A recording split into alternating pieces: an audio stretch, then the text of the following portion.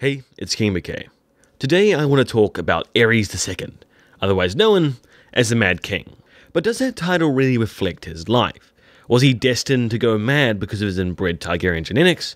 Or is there something sinister at play, hidden in the narrative? To start with, I don't want to contest any of the historical events pointing towards him being crazy. It's clear from his bitter temper, obsession with wildfire, brutal miscarriages of justice, cutting himself on the throne, and even raping his wife, that there is something clearly wrong with his mental state of mind, and he's not a good man.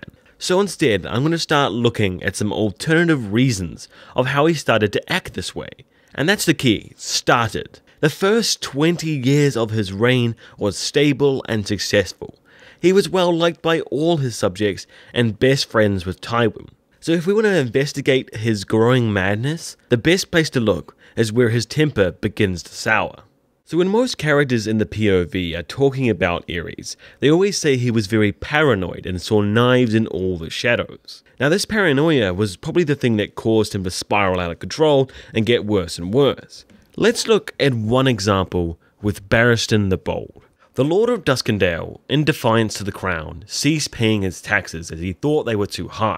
He used the cease in payments as a protest to try and get the king to lower his tax rate. This is quite dangerous for a king, as one lord starts not paying their taxes or demands a lower rate, then it starts a spiral effect that could lead to his whole realm being more defiant and having less control over his subjects. So in a fit of anger, Aaerys, defying Tywin's counsel, decides to go to Duskendale to negotiate this and tell him to start paying his taxes, which straight away leads to him getting captured and held hostage in Duskendale.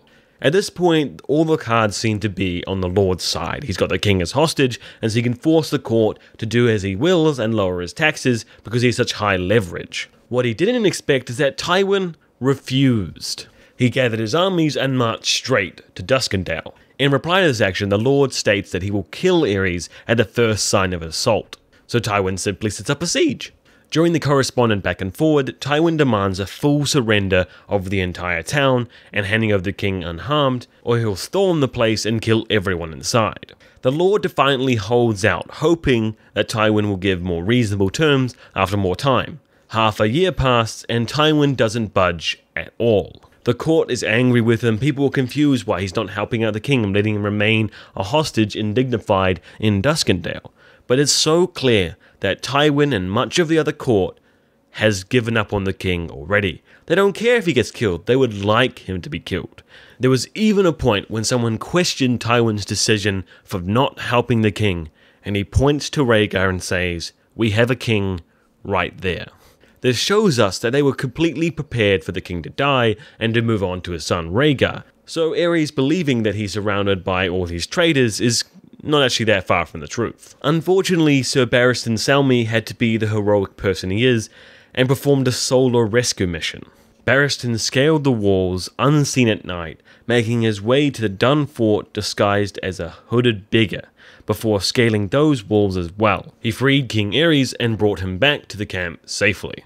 Now that's just one example, but we also see before that in the War of the Ninepenny Kings, how many of the lords from all across the realm bonded and fought together and discussed a lot about the king and whether they still thought they could trust him to rule. It's believed that this is where Tywin gave the clear hint that if they were to rebel, he wouldn't stop them. It's clear that Tywin's no heroic Sir Barristan who's going to risk things on the line to overthrow the king. He's more the patient, sit back and let things go how they do. Tywin didn't have any love for Aaerys anymore, especially after he was getting mocked in court and spited over and over again, and Jaime was put into Kingsguard, Cersei's marriage offer was refused, and there was a possible mishap between Joanna, Tywin's wife, and Aaerys. But if there was some kind of dialogue or relationship set up in the War of the Ninepenny Kings, it would have gave more confidence to Lord Arryn and Robert and the Starks that if worse came to worse, he wouldn't step in. So we have the court and Tywin just waiting for him to die and get replaced by his son, his liege lords conspiring and talking about his throne, and even Rhaegar, his own son, getting to a point of how he'd call a great council to replace his father after the Robert's rebellion. Now all of these things could have validated Aaerys' fears and made him even more mad than he was getting, but it was clear these things were in response to him getting a little bit worse and worse and worse, not causing it. For that, we have to go a little bit more mythical.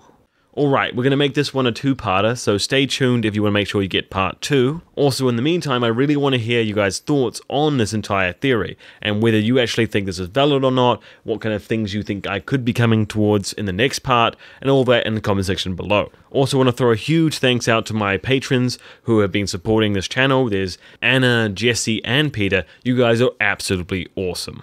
Link in the description.